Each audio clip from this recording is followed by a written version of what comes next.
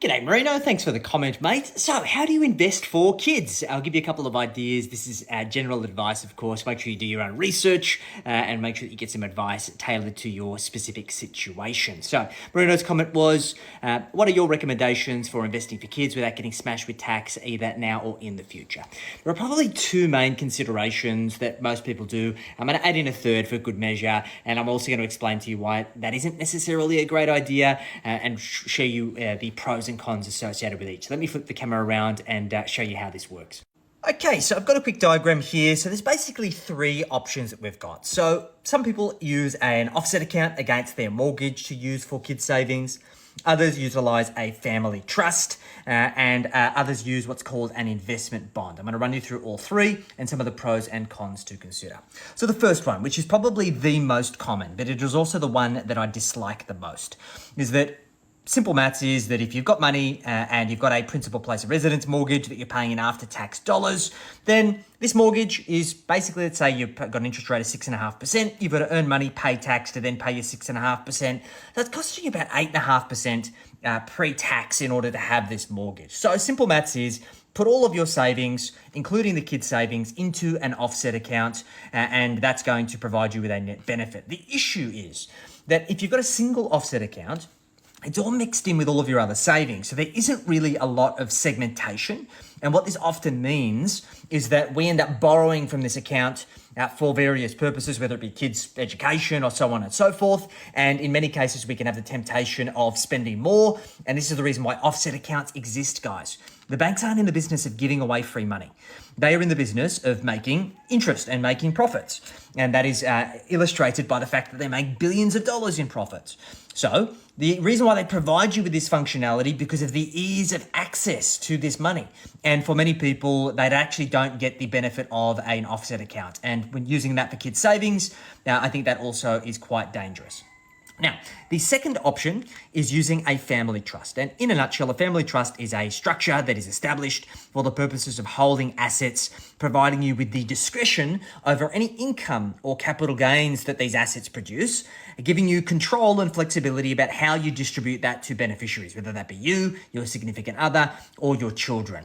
Now, the benefits associated with this is that you can maximize the tax efficiency by distributing to various beneficiaries within their marginal tax rates, but you don't have to incur capital gains tax or stamp duty on the transfer of any of these assets once you want to pass those on to the kids.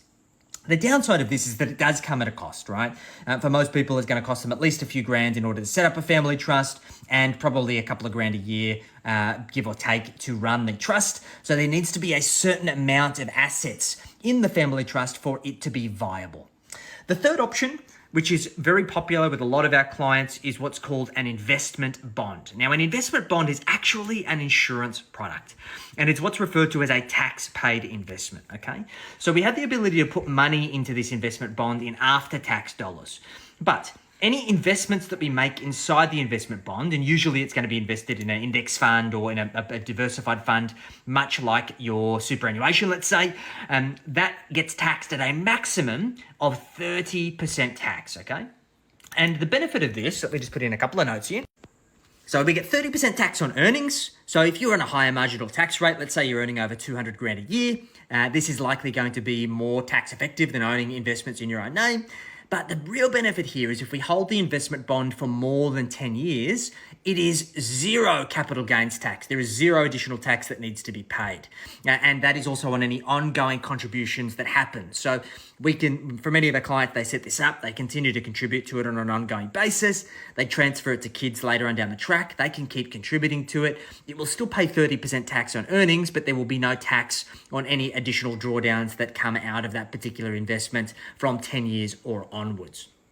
Now, because this CGT rule is so lucrative, the government has put in place what's called the 125% rule. And what that basically means is that any contributions you make in 1 year of this investment bond, in the following year, you can't contribute any more than 125%. So let's keep the numbers really simple. Let's assume that you put $1,000 in this year. In 12 months' time, you could only put 1,250, okay? And then let's say in year 3, you put 0. In year 4, you can't put anything in, because 125% of zero would be zero.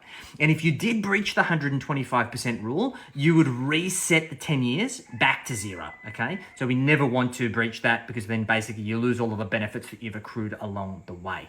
So these are the three options that we've got: offset, family trust, or investment bond. There's obviously other options, but these are often the most popular. They all have pros and cons, and I suspect that you need financial advice on this to make sure that you are choosing the right one for you.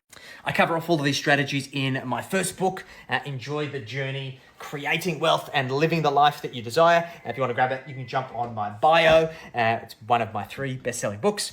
So let me know if you've got any other questions. You can get all of the details in there, or if you'd like to have a conversation about this, feel free to send me a DM. Catch you soon.